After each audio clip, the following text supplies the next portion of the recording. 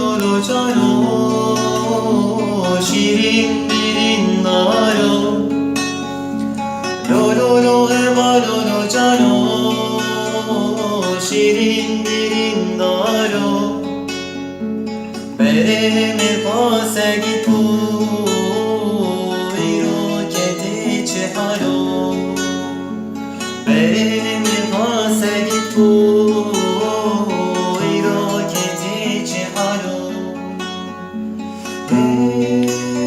Aşksız ve paramparçaydı yaşam. Bir inancın yüceliğinde buldum seni. Bir kavganın güzelliğinde sevdim. Bitmedi daha sürüyor o kavga ve sürecek. Yeryüzü aşkın yüzü oluncaya dek. Aşk demişti yaşamın bütün ustaları. Aşk ile sevmek bir güzelliği ve dövüşebilmek o güzellik uğruna. İşte yüzünde badem çiçekleri, saçlarında gülen toprak ve ilkbahar. Sen misin seni sevdiğim o kavga? Sen o kavganın güzelliği misin yoksa? Bir inancın yüceliğinde buldum seni. Bir kavganın güzelliğinde sevdim. 1000 kez budadılar körpe dallarımızı. 1000 kez kırdılar. Yine çiçekteyiz işte. Yine meyvedeyiz. 1000 kez korkuya boğdular zamanı. 1000 kez ölümlediler. Yine doğumdayız işte. Yine sevinçteyiz. Bitmedi daha sürüyor o kavga ve sürecek. Yeryüzü aşkın yüzü oluncaya dek. Geçtiğimiz o ilk nehirlerden beri suyun ayakları olmuştur ayaklarımız. Ellerimiz taşın ve toprağın elleri. Yağmura susamış sabahlarda çoğalırdık. Törenlerle dikilirdik burçlarınıza. Türküler söylerdik hep aynı telden, aynı sesten, aynı yürekten. Dağlara biz verirdik morluğunu. Henüz böyle yağmalanmamıştı gençliğimiz. Ne gün batışı ölümlerin üzüncüne, ne tan atışı doğumların sevincine.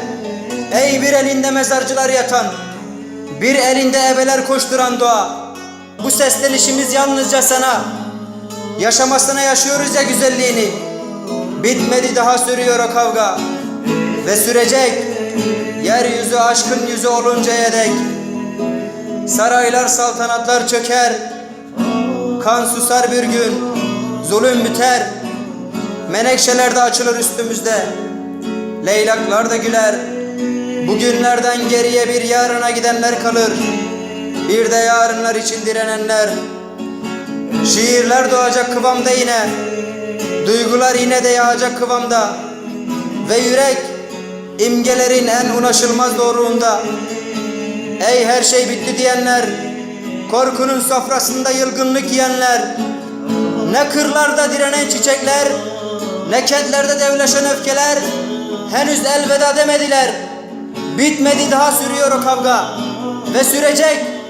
Yeryüzü aşkın yüzü oluncaya dek.